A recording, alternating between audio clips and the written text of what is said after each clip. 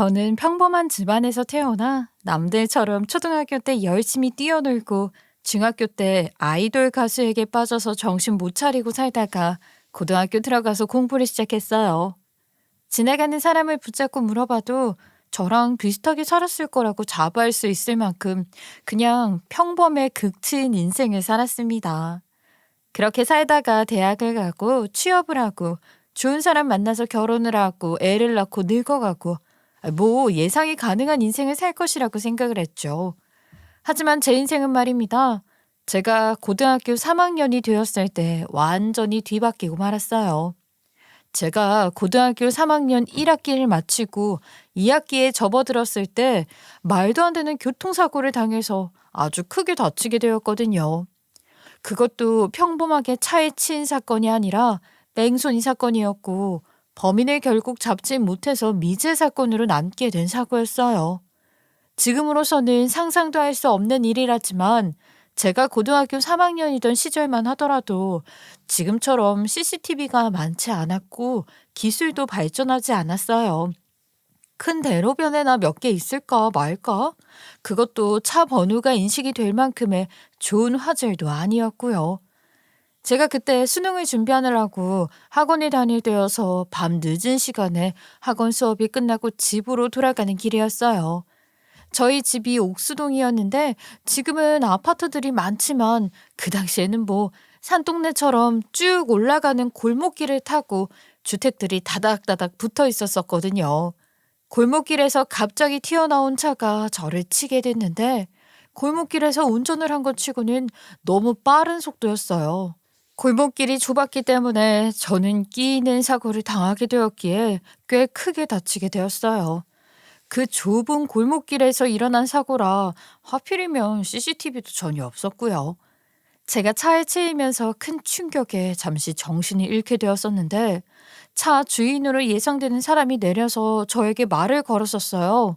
기억이 가물가물해서 사실은 정확한지 모르겠지만 몇 가지 확실하게 기억이 나는 장면들이 있었거든요.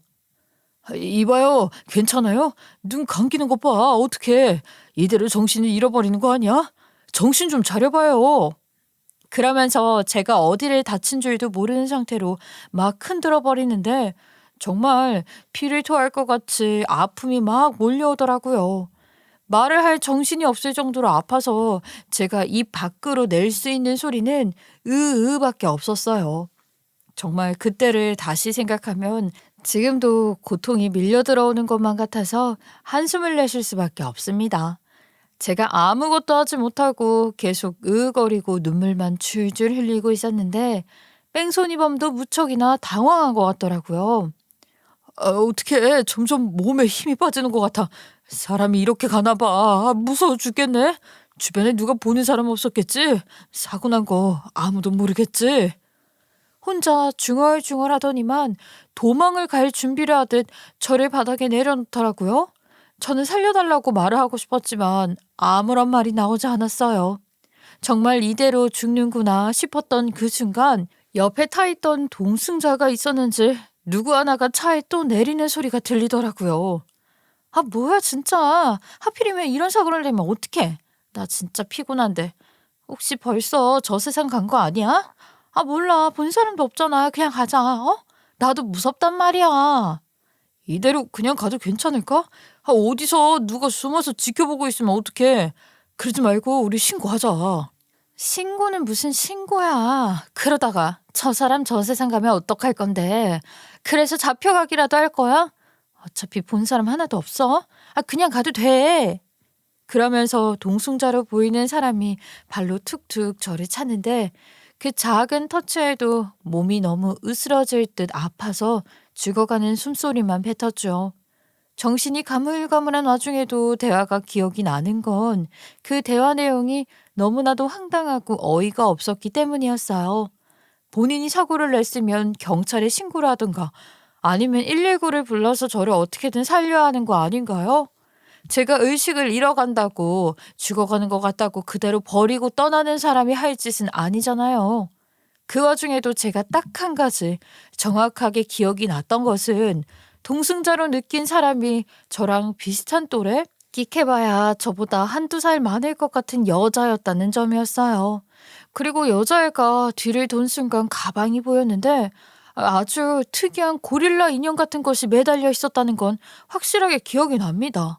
그 고릴라 인형이 정말 괴상하게 생기기도 했고 난생 처음 보는 디자인이라서 기억을 해내려고 애를 썼던 것 같기도 해요. 순간 받았던 충격이 너무나도 커서 뇌리에 딱 박혀 잊혀지지가 않더라고요. 가방에 달려있던 고릴라 인형을 마지막 기억으로 저는 기절을 해버렸고 지나가던 행인이 저를 발견하고 119에 신고를 해줘서 기적적으로 병원으로 이송이 되었어요. 저는 상당히 많은 골절상을 당하게 되었고 병원에서 6개월이 넘는 시간 동안 수술을 반복해야만 했습니다. 다리뼈가 완전히 아작이 나는 바람에 철심을 박는 수술도 해야만 했고요. 다행히 제 나이가 19살이었기 때문에 어린 편이라서 그런지 회복이 참으로 빠른 편이라는 긍정적이고 희망적인 이야기를 들었죠. 보통은 3번의 수술을 하려면 8개월 이상 입원을 해야 한다고 했는데 저는 회복 속도가 빨라서 6개월 만에 퇴원을 할 수 있었어요. 그 뒤로는 꾸준히 재활 치료를 받아서 일상생활을 하는 것에는 큰 문제가 없긴 했지만 다리에 힘이 잘 들어가지 않는 고질병을 얻게 되었죠. 아무래도 다리만 3번을 수술했으니까 쉽게 피로해지기도 했고 갑자기 힘이 풀려서 넘어지는 경우도 있긴 했어요. 제일 큰 문제는 저를 친 뺑소니범을 아직도 찾지 못했다는 것이었고요. 그게 제 인생의 한으로 남아있는 숙제 같은 느낌이었어요. 아무튼 제가 19살에 반 이상을 병원에서 수술과 회복을 반복하면서 아픈 몸을 어떻게든 고쳐보려고 애를 쓰면서 시간을 보내야만 했죠. 당연히 학교 출석 일수가 모자라게 되었어요. 저는 학교를 1년 꿇게 되는 불상사를 겪게 되었고요. 평범하기만 할 줄 알았던 제 인생에 뺑소니 교통사고로 인한 변수가 일어나게 되면서 제 인생은 완전히 바뀌게 된 거죠. 물 흐르듯이 아무 일도 없이 인생을 보낼 줄 알았는데 도대체 이게 무슨 일인 건지 꿈인지 생시인지 구별도 가지 않았어요. 저보다 1살 어린 아이들과 학교 생활을 어영부영 마치게 되고 학교를 다니면서도 재활치료를 꾸준히 해야 했어요. 가끔은 학교 계단을 올라가는 게 너무 힘들어서 친구들의 부축을 받거나 선생님께 업혀서 올라가야 했고요. 정말 제가 졸업을 하기까지 도와준 동창들을 생각하면 고맙다는 인사로도 부족할 것 같아요. 고등학교를 겨우 졸업하고 재활치료에 매진을 하게 되면서 학원에 전혀 신경을 쓸 여력이 없었고요. 애초에 제가 뛰어난 두뇌를 가진 것도 아니었어요. 게다가 부모님께서는 제가 지방에 있는 대학에 가서 혼자 생활을 하는 건 죽어도 볼 수 없다고 하셨기에 전 과감하게 대학 진학을 포기했어요. 고졸이라는 딱지가 솔직히 서운하긴 했지만 재활치료를 하는 데에만 2년이 넘는 시간이 걸렸기 때문에 어쩔 수 없었어요. 학교에서 12년 동안 달달 배운 것들이 2년이 지나니까 하나도 기억이 안 나더라고요. 다시 수능 공부를 하기도 싫고 이렇게 된 거 그냥 대학을 포기하고 지금 상황에 안주할 수 있는 다른 선택지를 찾아야겠다고 생각을 했죠. 재활이 끝나고 난 뒤에 저는 놀고 먹는 백수로 살기에는 제 병원비를 대느라 부모님의 등골이 휘었기에 취업을 준비했는데 고졸로 이력서 낼 만한 곳이 정말 한정적이더라고요. 콜센터 같은 인바운드, 아웃바운드 말고는 저를 받아줄 곳이 없었어요. 제가 오랜 시간 앉아있기에는 몸에 무리가 갈 것 같았고 아무튼 또 장시간 일을 하기에는 상황이 좋지 않았기에 고민이 많았죠. 아무리 그래도 부모님께 용돈이나 받으면서 생활할 수는 없었고 한 푼이라도 벌어야 눈치가 덜 보일 것 같았거든요. 20대 초반에는 재활치료하느라 시간을 전부 쏟아부었다면 20대 중반에는 현실을 자각하고 자격증을 따내 공부를 하네 하면서 시간을 보냈어요. 물론 20대 중반에도 놀기도 꽤 놀았기 때문에 이렇다 할 성과는 없는 상태로 말 그대로 허송세월을 보내게 됐죠. 20대 후반이 되어서는 아무것도 가진 게 없는 상태로 이마에 딱 백수라고 적어두고 사는 사람처럼 살았어요. 일반 회사에 들어가자니 대학 졸업장 그거 한정 없는 게 참 많은 제약에 걸리게 만들더라고요. 결국에는 제가 일을 찾다 딱 맞는 일을 찾게 되었는데 그게 바로 카페에서 아르바이트를 하는 것이었습니다. 그 지역이 회사 인근 밀집 지역이라서 회사원들이 즐비한 곳에 있는 체인점 카페에서 아르바이트를 하게 되었어요.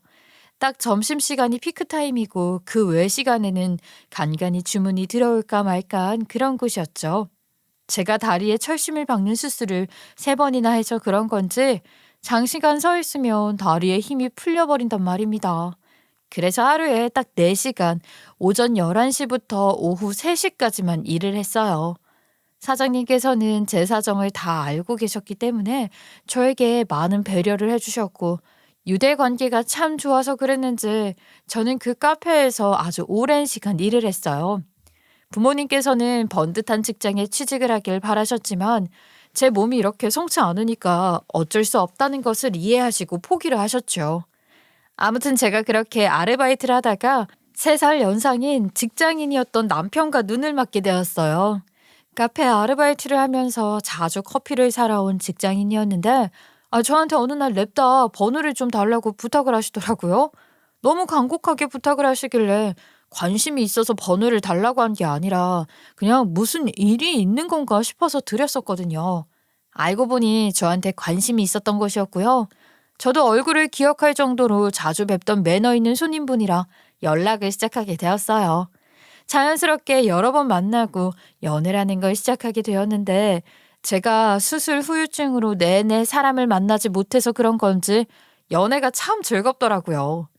3년이라는 시간을 연애를 하게 되었고 당연한 수순인 것처럼 결혼까지 약속을 하게 되었어요. 남편은 밑으로 남동생이 하나 있었는데 남동생이 꽤 잘 나가는 연구원이라고 말을 하더라고요. 시부모님도 나름 대기업 출신의 공무원으로 정년퇴직을 하신 분이셨고 저는 가족들에 대한 이야기를 듣다가 덜컥 겁을 좀 먹게 되었어요. 보통 그렇게 잘 나가는 집안에 고졸 며느리가 들어간다고 하면 싫어하지 않겠나 싶은 생각이 들었기에 주눅이 들었던 거예요. 게다가 전 제대로 된 직장도 없이 아르바이트를 하면서 직장인 월급에 비하면 코딱지만한 돈을 벌면서 적금 하나 제대로 들지 않고 살고 있었으니까요. 기가 죽어서 결혼을 약속하긴 했지만 정말 이 결혼을 해도 되나 싶은 순간에 남편은 저에게 힘을 주었어요. 내가 당신에게 번호를 달라고 했을 때 왜 그런 용기를 냈는 줄 알아? 당신이 항상 웃으면서 친절하게 사람들에게 인사를 건네더라고. 짜증을 내는 고객들에게도 인사를 받아주지 않는 고객들에게도 늘 웃는 얼굴로 응대하는 모습이 참 멋있어 보였어. 내가 그랬어? 나는 내가 무슨 얼굴로 손님들을 응대하고 있었는지는 몰랐네. 그런 건 또 언제 관찰을 했대? 그냥 자꾸 눈길이 가서 한두 번 보니까 알겠더라. 저 사람은 참 꿋꿋하고 굳센 성품을 가지고 있겠구나. 어떤 시련이 와도 웃으면서 넘길 수 있겠구나 하는 생각. 당신이랑 함께 결혼 생활을 한다면 세상 어떤 풍파가 와도 견뎌낼 수 있을 거라는 확신이 들었어. 나는 내가 너무 모자란 사람 같아서 주눅이 들어. 내가 교통사고를 당하고 싶어서 이렇게 된 게 아닌데, 내 잘못이 아닌데 그런 생각이 들더라고. 세상에 이런 삶을 사는 사람도 있고 저런 삶을 사는 사람도 있지 않겠어. 주눅이 들 이유 전혀 없어. 당신은 당신 자리에서 할 수 있는 최선을 다하는 거니까.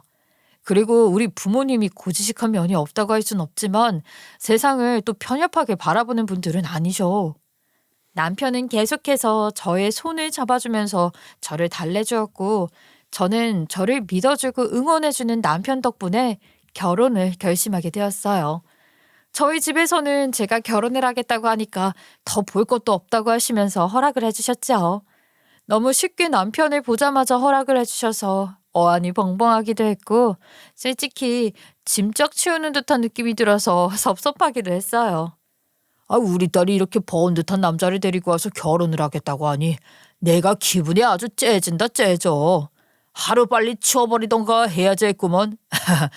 내가 우리 딸이 얼마나 고생하면서 힘든 시간을 보냈는지 전부 다 이해할 수는 없겠지만 자네는 우리 딸을 하나하나 이해하며 보살펴 주게. 재활이 전부 끝났지만 아직 몸이 성취하는 부분이 있으니까 불편해하지 말고 사랑으로 안아주라 이 말이야. 네, 걱정하지 않으셔도 될 만큼 제가 제대로 보여드리겠습니다. 장인어른 장모님 곱게 키운 따님을 저에게 보내주셔서 정말 감사합니다. 곱게 키우긴 무슨. 아휴, 진짜 곱게 키웠으면 사고를 당할 일도 없었을 텐데. 우리가 너무 내놓은 자식처럼 막 살게 냅둬서 걱정이네. 자네 집안에서 반대하고 들면 어떡하나. 아유, 우리 딸이 정말 할 줄 아는 게 아무것도 없는데 말이야. 엄마, 왜 이런 자리에서 안 해도 될 이야기를 하는 거야? 이 사람이 오해하면 어쩌려고. 얘가 내숭을 떨 걸 떨어라. 같이 살면 전부 다 알게 될 사실인데 당연히 미리 아는 게 좋지. 나중에 너한테 사기 결혼이라고 화내면 어쩌려고. 나는 우리 딸 데려간다고 하니까 두 팔 벌려 환영하긴 하는데 자네가 과연 우리 딸을 버틸 수 있을지 그게 걱정이네. 아예 장모님 농담하시는 수준이 아주 대단하십니다. 제가 할 줄 아는 거 평생 없어도 될 만큼 전부 다 해서 갖다 바치겠습니다. 손 하나 까딱하지 않고 공주님처럼 살 수 있도록 모시면서 살아볼게요. 그러니까 걱정 마십시오. 개떡같이 말해도 아주 찰떡같이 알아듣는 재주가 있구만. 좋아. 나도 자네가 우리 사위로 들어오게 된 걸 아주 감사하게 생각한다고. 저는 교통사고를 당한 이후에 늘 아픈 손가락이었기 때문에 부모님께서는 제가 시집을 가서 호되게 일이라도 해야 할까봐 걱정을 많이 하셨어요. 하지만 남편이 돌려 말하는 저희 부모님의 말을 잘 알아듣고 방패가 되어주겠다고 약속을 했어요. 게다가 남편이 번듯한 직장을 다니고 있었고 버는 돈도 꽤 괜찮았고 집안도 중간 이상으로 잘 산다는 말에 안심을 하시는 것 같았어요. 이런 말이 좀 속물처럼 보일지 모르겠지만 예비 사돈이 노후 준비가 다 되어 있다고 하니까 아예 안심이 되는구만. 보시다시피 우리 딸이 일을 오래 할 수가 없으니 노후 준비가 되어 있지 않다면 나중에 고생할 것 같아서 걱정을 했었거든. 우리도 나중에 이 집 팔아서 노후 자금으로 쓸 예정이네. 작은 전셋집 들어가도 충분히 살만하니까. 어떤 걱정을 하고 계시는지 10분 이해를 합니다. 앞으로 저희 두 사람 잘 먹고 잘 사는 모습 꼭 보여드리겠습니다. 화기애애한 분위기 속에서 아버지께서는 슬쩍 눈물도 닦아내리시며 남편과의 만남을 마치고 결혼에 적극적으로 찬성하셨어요. 남편의 됨됨이가 참 좋아 보인다면서 저에게 다른 건 모르겠지만 남자 보는 눈 하나는 확실하다고 칭찬도 해주셨고요. 저는 그 이후에 예비시댁에도 인사를 드리러 가게 되었는데 정말 얼마나 긴장을 했는지 전날 저녁부터 밥을 먹지 못하겠더라고요. 명치에 턱 막혀서 걸리는 느낌이 드는데 저희 부모님께서 이렇게나 남편을 좋아하는데 예비 시부모가 저를 싫어할까봐 걱정이 되어서 그런 것이었어요. 하지만 막상 시댁에 인사를 드리러 갔더니 제가 예상했던 것과는 전혀 다른 분위기로 저를 맞이해 주시더라고요. 아유, 그래요, 아가씨. 우리 아들에게 말 많이 들었어요. 아이고, 내가 안 하던 존댓말을 하려니까 불편하네. 내가 그냥 말 편하게 며느리야 하고 불러도 괜찮겠지? 그럼요, 어머님. 저도 편하게 어머님이라고 불러도 괜찮을까요? 한 가족이 될 건데 당연하지. 나는 격식 차리고 내숭 떨고 하는 거 별로 안 좋아해. 사람이 말이야 솔직하게 내면을 보고 다가갈 줄 알아야 하는 법이지. 아무리 겉모습을 번지르르하게 꾸며놔도 구린내는 숨길 수가 없는 법이라 생각한다. 저도 그렇게 생각해요. 어머님께서 걱정하시는 일 없도록 신랑이랑 행복하게 살아볼게요. 그래. 어차피 여자는 결혼하고 나면 남편 뒷바라지를 안 할래야 안 할 수가 없거든. 원래 남자들이란 손이 많이 가는 존재거든. 제 손으로 뭘 할 줄 알겠어. 많이 답답하고 속이 상하는 일이 생길지도 모르겠지만 부부가 현명하게 헤쳐나가길 바란다. 제가 신랑에 비해 너무 떨어지는 입장이라 사실 주눅이 많이 들었었어요. 어머님께서 따뜻하게 말씀을 해주시니까 용기가 막 솟아나는 것 같아요. 감사합니다. 내가 무슨 말을 얼마나 했다고. 아무튼 직장 다니는 거? 아유, 그런 거 하나도 중요하지 않아. 우리 아들 그저 밥이나 잘 먹고 다니면 그걸로 충분해. 나는 우리 아들이 건강하고 행복한 거 말고는 바라는 게 전혀 없으니까 둘이서 알콩달콩 잘 살아봐. 생각보다 너무 빠르게 그리고 군더더기 하나 없이 결혼을 허락해 주셨기에 저는 제가 괜히 겁을 먹었구나 하는 마음이 들어서 죄송하기까지 했어요. 만나보기도 전에 지레짐작을 하고 제 멋대로 오해를 한 것이나 다름이 없었으니까요.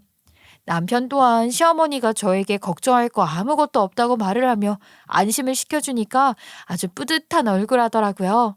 하지만 그것은 전부 개뿔, 입에 발린 말에 불과한 헛소리였던 것입니다. 결혼을 하고 나서 처음으로 명절을 맞이하게 되었는데 저도 준비를 하기 위해서 일부러 오전에 11시쯤 시댁에 방문을 했어요.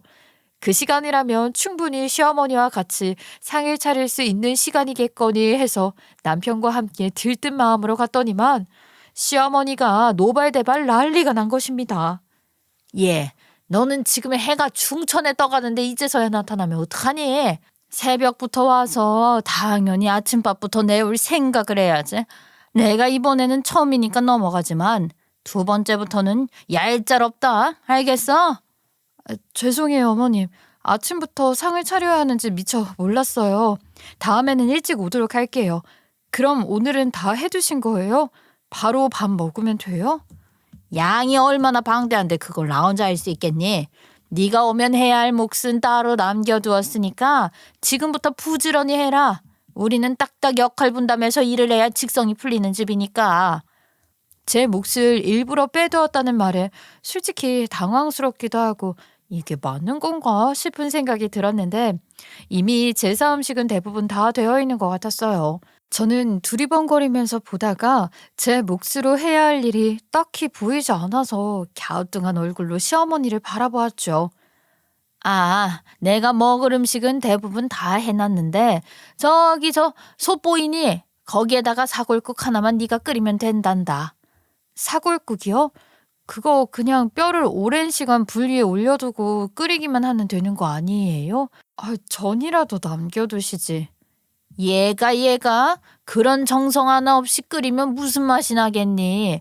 불 앞에 서서 계속 쉬지 않고 저어줘야 한단다.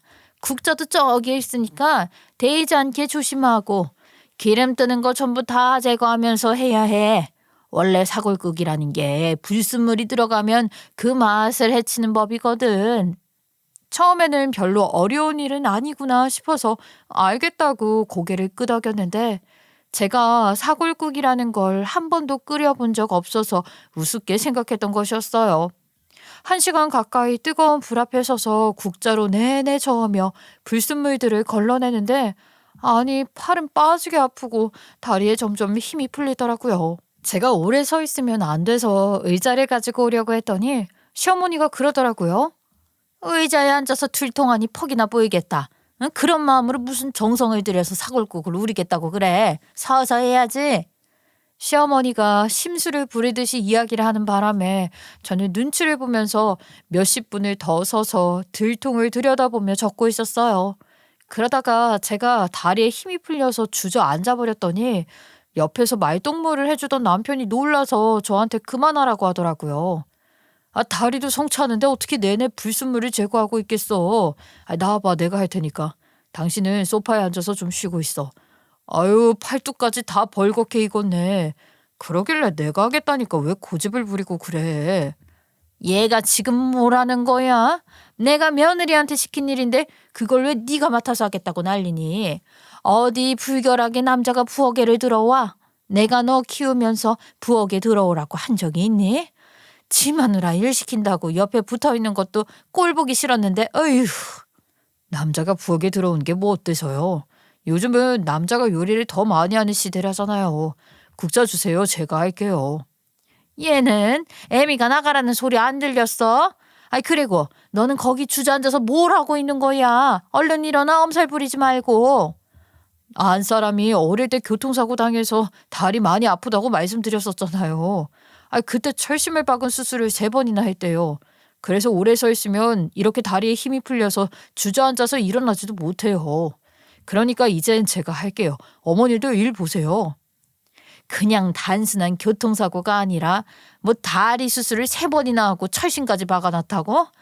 그러면 다리에 장애가 있다는 소리나 다름이 없는 거 아니니? 아이고 이 바보 자식아, 이 바보 천치야.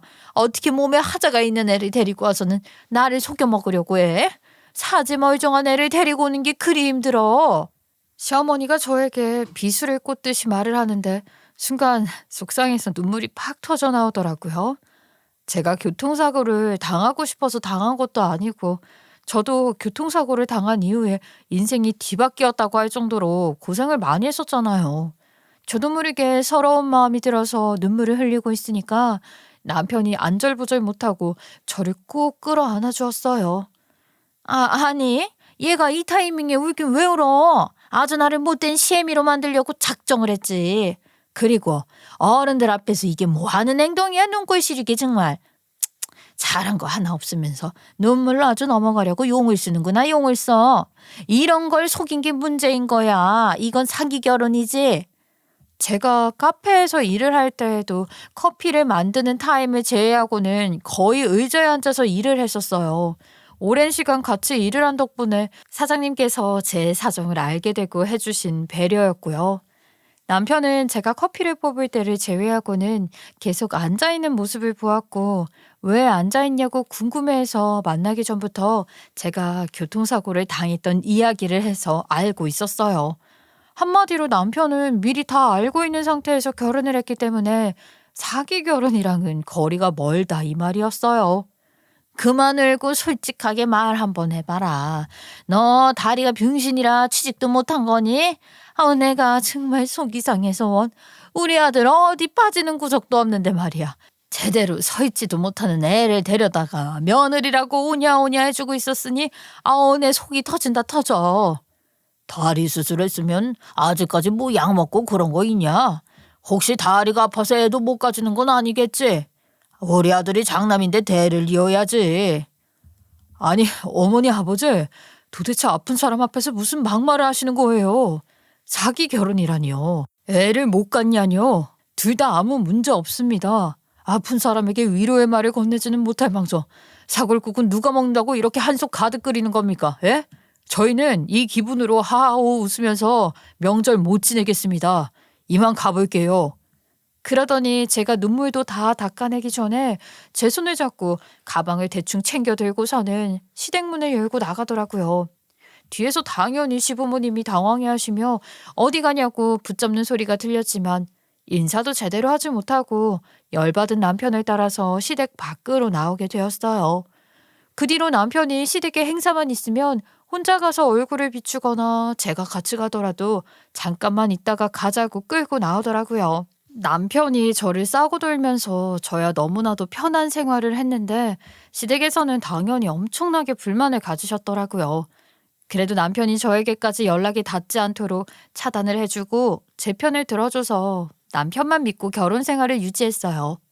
그렇게 결혼 생활 3년 차에 돌입을 했을 때 드디어 시부모의 고민거리였던 도련님이 결혼을 하겠다면서 여자를 데리고 온 것입니다. 시부모님께서는 혹시 도련님도 어디서 변변치 않은 여자를 데리고 오는 건 아닐까 걱정이 꽤 많으셨던 것 같은데 도련님이 데리고 온 여자를 소개받자마자 입이 귀에 걸리시더라고요. 알고 보니 동서가 될 여자가 글쎄 명문대 교수라는 게 아니겠어요. 그것도 최연소 나이에 뭐 교수직에 임명이 되어서 이름도 꽤 날리고 있다는 겁니다. 그때 제 나이가 35살이었고 남편이 저보다 3살 연상이었으니까 38살이었거든요. 도련님 나이가 37살이었고요. 동서는 나이가 39살이었어요. 동서가 도련님보다 2살 연상이었거든요. 한마디로 저에게는 손 아랫사람인 동서였지만 나이로는 저보다 4살이 많았다 이 말입니다. 참으로 불편한 관계가 아닐 수 없구나 하는 생각이 들었죠.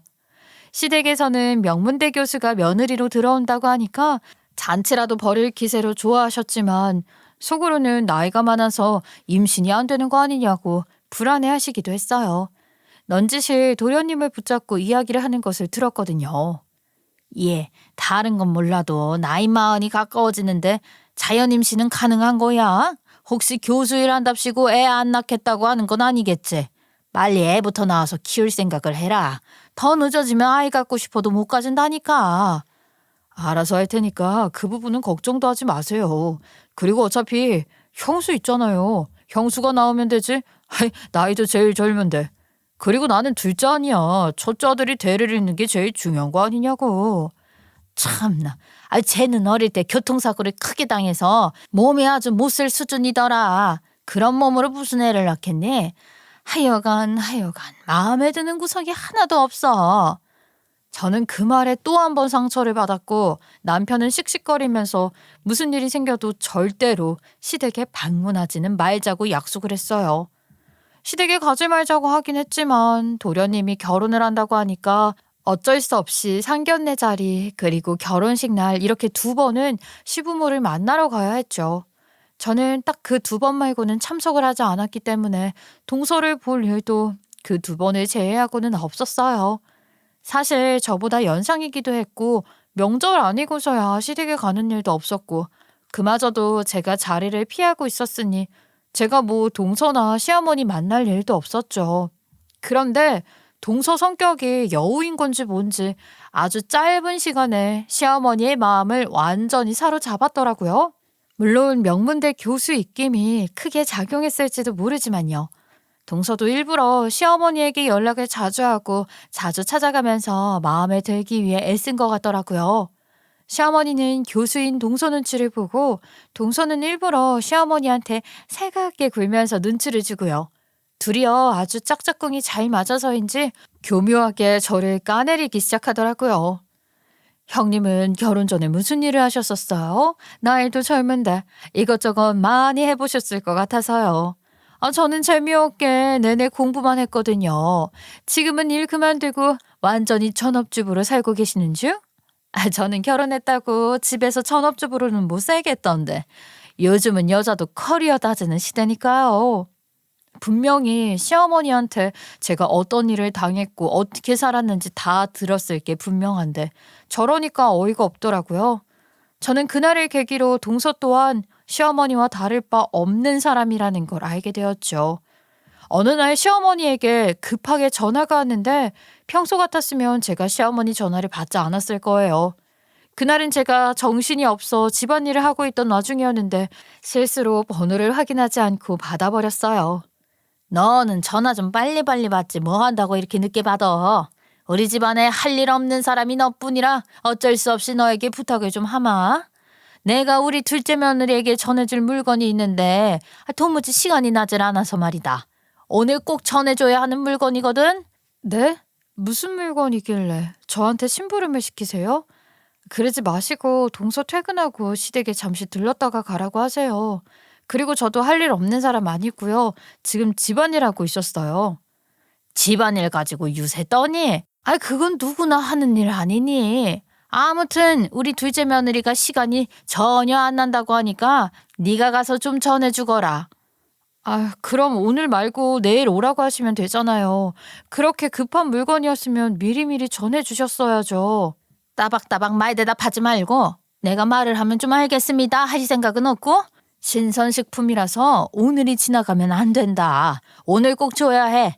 집에 글쎄 소고기 선물이 들어왔는데 우리 둘째 며느리가 어찌알고 소고기 먹고 싶다고 타령을 하지 뭐야? 어머님, 저도 소고기 없어서 못 먹는 사람인데요. 저도 입 달렸고요. 소고기를 지금 동서만 주신다는 거예요? 그것도 저한테 심부름 시키면서요? 소고기 선물이 들어오긴 했는데 양이 되면 얼마나 되겠니? 너한테까지 나눠줄 양이 안 된다. 아무튼 둘째 며느리한테 전해줘. 어머님, 저도 싫어요. 제 몫에 소고기도 없는데 제가 왜 동서한테까지 가서 그걸 전해줘야 해요. 저희 집에서 어머님 댁 들렸다가 동서 일하는 학교까지 가려면 너무 멀어요. 진짜 가지가지한다. 그래, 우리 첫째 아들 생각해서 너네 먹을 몫을 조금 빼서 덜어주마. 이 정도면 충분하겠지. 이제는 네 몫도 있으니까 얼른 우리 집에 와서 둘째네 좀 가져다 줘. 그렇게 통보하듯이 말을 하고는 전화를 뚝 끊어버리더라고요. 그 이후에 동서에게까지 바로 연락이 와서는 어머님이 부탁하신 것 좀 들어달라고 말을 하더라고요. 사정사정하듯이 말을 하는데 진심으로 부탁하는 것 같진 않았지만 일단 시어머니가 한 말도 있고 하니 어디로 가면 되냐고 물어봤어요. 제가 지금 학교 교수실에 있거든요. 이쪽으로 와주시면 감사할 것 같아요. 형님, 대학 구경도 제대로 못 해보셨죠? 이참에 저희 학교 캠퍼스 구경도 좀 하다가 가시면 되겠다. 대학생활하는 거 늘 부러우셨을 텐데 잘 됐네요. 재수가 없어서 가지 말까 잠시 고민을 하다가 그래도 또 가겠다고 약속을 한 것이나 다름없었던 대화를 나누었기에 큰맘 먹고 발걸음을 움직였어요. 시댁에 먼저 들러서 소고기를 받았는데 저희 몫이라고 준 것과 동선의 몫이라고 준 것의 무게 자체가 다르더라고요. 저희 거는 무척이나 가벼웠고 동선의 것은 묵직하더라고요. 기분이 더러워서 바꿔서 가지고 갈까도 잠시 고민을 했지만 그랬다가는 괜히 칙 잡혀서 욕먹을 것 같아서 그냥 동선 목대로 주기로 했어요. 대학에 도착을 해서 교수실을 찾아갔는데 동서가 저한테는 인사도 없이 소고기만 쏙 받아들더라고요. 이 고기가 강원도 횡성에서 온 귀한 고기라고 하대요. 전해주셔서 감사해요. 형님, 제가 좀 바빠서. 암튼 학교 구경 좀 하시다 가세요. 기가 막혀서 대꾸도 안 하고 나가려고 하는데 제가 뭔가를 발견하게 되었어요. 순간 소름이 오소소 돋으면서 머리털이 쭈뼛하게 서더라고요. 제가 동서에게 떨리는 몸을 어떻게든 감추려고 노력을 하며 물어봤어요. 동서 혹시 어릴 때 어느 동네 살았어요? 그러니까 대충 고등학교, 대학교 시절에 말이에요. 그건 갑자기 왜 물어보세요? 저 삼성동 살았는데요. 왜요? 그럼 혹시 저 창문에 달려있는 어울리지도 않은 낡은 고릴라 인형은 뭐예요? 어디서 샀어요? 아, 저 인형이요? 어릴 때 저희 아버지께서 외국에 출장 가셨다가 사다 주신 열쇠고리형 인형이에요. 제가 엄청나게 귀여워하는 거라 어릴 때부터 달고 다녀서 낡았네요. 그런데 갑자기 저 인형은 왜요? 문제 있어요? 저는 아니라고 손사래를 치고는 동서의 교수실에서 빠져나왔어요. 제가 어릴 적에 살던 동네, 즉 사고가 났던 동네는 삼성동이 아니라 옥수동이었으니까요. 인형이 비슷한 디자인일 수도 있고 아무튼 우연의 일치일 거라고 생각하고 넘어가기로 했어요. 사실 똑같은 고릴라 인형이 저거 하나만 있는 것도 아닐 테고 같은 취향을 가진 사람이 한두 명도 아닐 거라 생각했으니까요. 그렇게 생각을 하려고 애를 썼지만 속 안에서는 찝찝함이 끊임없이 남아있었어요. 그날 이후 시간이 2달 정도 흐른 뒤에 시어머니의 생신을 맞이해서 다 같이 집에서 밥이나 먹자고 부르시더라고요. 굳이 갈 필요가 뭐가 있어. 나중에 그냥 생신 선물 좋은 거 해드리면 되지. 가봐야 또 좋은 소리 안 나올 게 뻔한데 그냥 집에서 쉬자. 아니야, 나 확인할 것도 있고 해서 가는 게 좋을 것 같아. 그 생신 선물은 가는 길에 사서 가자. 시댁에 도착을 해서 저녁밥을 먹으려고 하는데 시어머니가 갈치구이를 자기 앞접시에 떡하니 두더니만 이런 말을 하시더라고요. 이번에 우리 둘째 며느리네 집에서 내 생일이라고 이 비싼 제주산 갈치를 보내주셨지 뭐야. 내가 태어나서 이렇게 크고 통통한 갈치는 처음 봤다. 내가 안 구울 수가 있나? 우리 이쁜 복덩이 둘째 며느리에게 살 다 발라줄게. 그러면서 가시를 전부 발라내고는 살점을 뜯어서 동서의 숟가락 위에 고이 올려주시더라고요. 애도 아니고 저거 하나 못 발라먹나 라는 생각을 하면서 저도 갈치구이 한 점을 앞접시에 가져오려고 하는데 시어머니가 젓가락으로 툭 치는 겁니다. 너는 뭘 했다고 갈치에 손을 대니? 고졸인 것도 마음에 안 들고 다리에 힘 없는 것도 마음에 안 들어 죽겠는데 아휴, 너는 밥 먹자마자 설거지하고 사골이나 푹 끓여놓고 가라. 너네 시아버지 기력 허해서 사골 먹어야겠다고 하더라. 사골 끓여봐서 할 줄 알지? 순간 남편이 욱했는지 시어머니를 부르면서 콧김을 막 뿜고 있는데 제 몸이 아주 열이 끝까지 올라서 부들부들 떨리더라고요. 이대로는 못 참겠다는 생각이 저를 지배하기 시작했고 저도 그만 이성을 잃어버렸습니다. 부엌으로 가서 시어머니가 핏물을 빼놓는다고 고깃뼈에 잔뜩 넣어둔 들통을 무슨 힘이 있었는지 그대로 들고 와서는 그냥 거실 바닥에 냅다 뿌려버렸습니다. 밥을 먹고 있던 상에도 시부모에게도 동서와 서방님에게도 고깃물과 고깃뼈들이 잔뜩 튀었죠. 시댁 식구들 전부 기겁을 해서는 뭐 하는 짓이냐고 난리를 치고 동서는 저에게 손가락질을 하면서 욕설까지 뱉더라고요.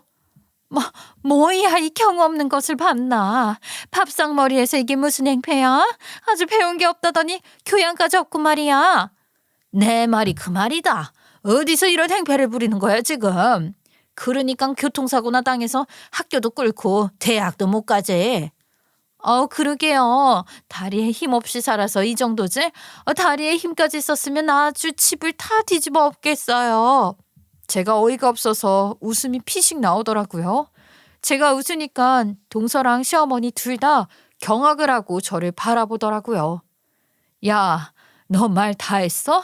다리에 힘이 어쩌고 교양이 없어?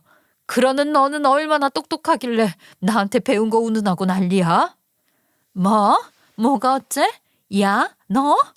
아무리 손윗 사람이라고 하지만 4살 차이인데 야가 말이나 되는 호칭이야? 정말로 배운 게 없어서 이 모양으로 사는 거야? 저에게 삿대질을 해대면서 열불을 막 토해내는데 정말 코미디가 따로 없는 꼴이라 웃음이 깔깔 터지더라고요.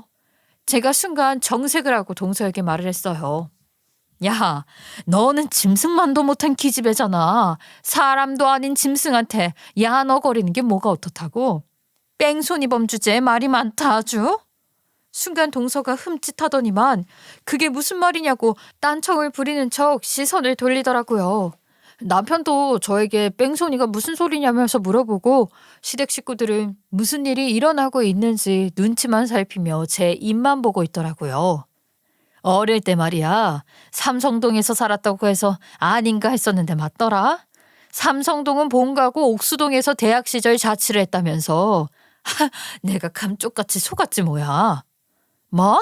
지금 내 뒷조사를 했다고 당당하게 말하는 거야? 삼성동이 본가고 옥수동에서 살았던 게 왜? 학교 근처라서 옥수동 살았다. 동서한테 내가 소고기 전해주러 간 날 교수실에서 봤을 때 말이야. 창문에 달려있던 그 고릴라 인형을 잊을 수가 없더라고. 잊혀지지가 않더라고. 나를 뺑소니 치고 갔던 그 인간의 동승자 가방에 달려있었던 고릴라 인형이랑 똑같았거든. 내가 그 고릴라 인형을 찾아보니까 이미 15년 전에 단종된 브랜드고 우리나라에는 들어와 있지도 않은 브랜드더라. 해외에서만 구매가 가능했대. 그걸 확인하자마자 나 뺑소니 친 범인이 동선의 가족인가 싶어서 뒷조사를 했지. 어떻게 된 게 사람이 살았는지 죽었는지 신고도 안 해주고 살펴보지도 않고 뺑소니를 쳐? 이거 공소시효 만료 안 된 거 알지? 내 기억, 내 머릿속이 증인이고 증거도 다 있다고. 그 말을 하자마자 시댁 식구들은 경악에 가득 차서 숨소리도 내뱉지 못했고요. 시퍼렇게 질린 동서가 갑자기 무릎을 꿇고 싹싹 빌더라고요.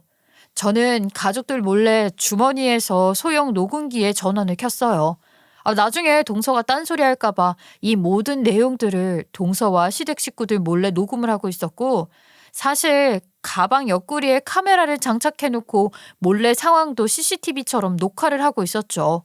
근데 아니나 달라 동서는 제 말 한마디에 바로 걸려들어서 지 입으로 자백을 하더라고요. 전 솔직히 동서가 어떻게 나올지 몰랐는데 동서가 자기가 자기 입으로 범인이라는 걸 밝히는 순간이었어요. 소리가 잘 녹음되지 않을까봐 녹음기를 따로 준비했던 것도 신의 한 수였죠. 그때는 나도 너무 어렸고 엄마가 낸 사고였고 정말 죽은 줄 알아서 너무 무서워서 도망친 거야. 나도 반성 많이 했고 제발 살아있어 달라고 빌었어. 세상에 동서의 말을 듣고 더 기겁을 했던 게 저는 사고 당시에 차를 운전했던 사람이 남자인 줄 알았는데 동서의 친엄마였던 거였어요.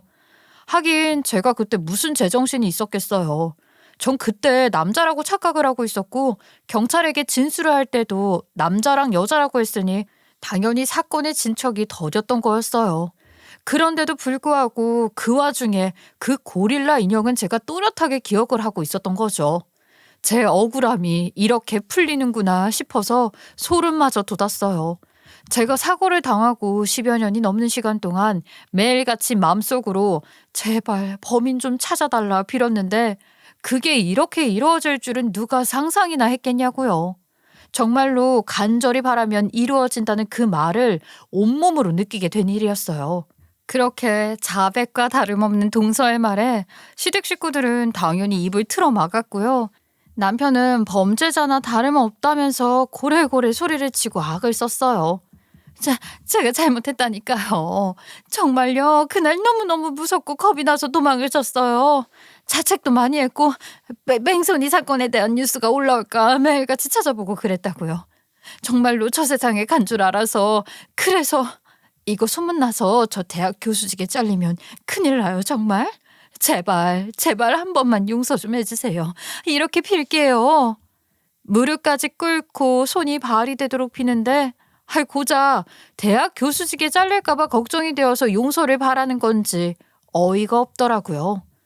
내가 너무 아파서 정신을 잃어가던 나중에 들었던 말들이 아주 똑똑히 기억이 나. 아직도 그 장면을 잊을 수가 없거든. 수천 번 되돌려본 기억이니까.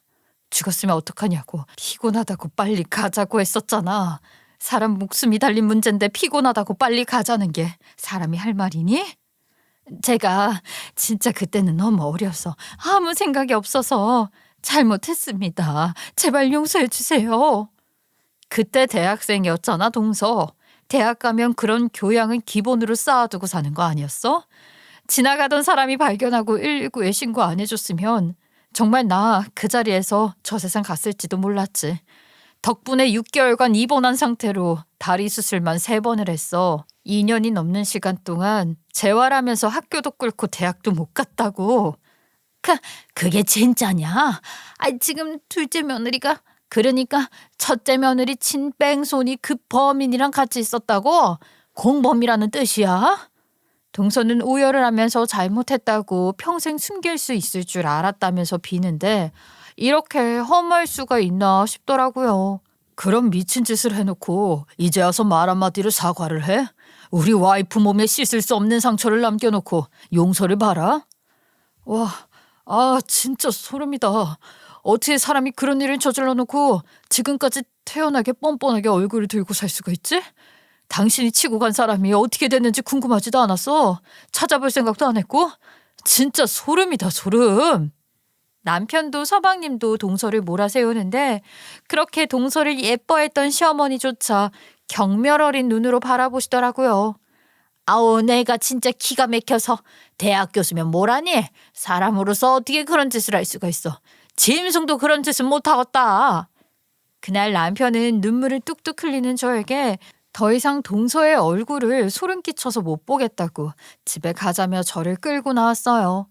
그 뒤로 동서는 계속해서 용서를 빌었지만 제가 미쳤다고 만나서 용서를 해주겠어요?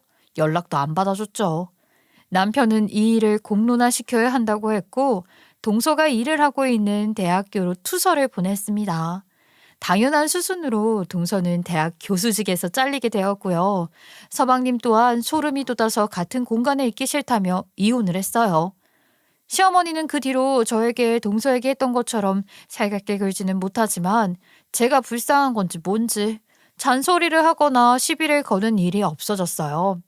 물론 시어머니와 제 사이가 돌이킬 수 없는 강을 건넌 것처럼 멀어졌기에 바로 살갑게 굴진 못하겠죠. 시어머니도 염치가 있는 사람이니까요. 제 눈치를 은근히 보면서 일부러 말 한마디 더 걸어보려고 애를 쓰시는 게 눈에 보이긴 했지만 모른 척했어요. 시집살이도 안 시키려고 했고 저에게 뭐 하나 더 챙겨주려고 슬쩍슬쩍 다가오시려고 하시더라고요. 저에게 끓이라던 그 사골국을 시어머니가 직접 끓여서 저에게 주더라고요. 이 사골국 말이다. 뼈가 튼튼해지려면 꼭 먹어야 하는 음식인 거야. 나이 들면 말이야 골다공증 생긴다고 하지 않니? 그럴 때 이거 먹고 튼튼해지라 하는 거라더라. 내가 너에게 그동안 못되게 굴었던 걸 말 한마디로 청산할 순 없겠지만 말이다. 아휴. 저는 일부러 시어머니가 끓여온 사골국을 시어머니 보는 앞에서 몇 번이나 싱크대에 가서 부어버렸어요. 처음에는 기겁을 하던 시어머니도 나중에는 제가 무슨 심정으로 그런 짓을 하는지 이해를 하는지 아무 소리도 못하더라고요. 대신 몇 번이고 제가 한술 뜰 때까지 사골국을 끓여다 주셨어요. 자기가 정말로 사과하고 싶다고 반성하고 있다고 행동으로 보여주겠다고 하시면서요.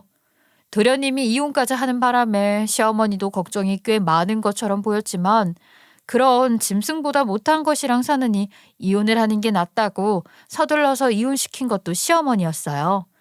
동서만 예뻐했던 게 꽤 속이 상하고 미안했는지 계속해서 저를 챙겨주시려고 애를 쓰시더라고요. 하지만 저는 아직까지도 시어머니를 용서할 마음이 없어요. 저에게 병신이니 뭐니 괴롭혔던 걸 생각하면 자다가도 벌떡 일어나는데 어떻게 한 번에 용서를 할 수 있겠어요? 남편도 저에게 천천히 생각하라며 제 편을 들어주었고요. 시어머니도 자기가 했던 짓들 다 반성하고 있다면서 매일같이 저에게 장문의 문자를 보내고 있는 중입니다. 하지만 제 마음속에서 시어머니를 용서할 때까지 당분간은 절대 안 보고 살 거예요. 동서의 뺑소니 사건은 사실 공소시효가 지나는 바람에 법적인 처벌을 받게 하진 못했어요. 하지만 그 일이 전부 아름아름 퍼지게 되면서 사회에서 매장을 당해버리고 말았죠.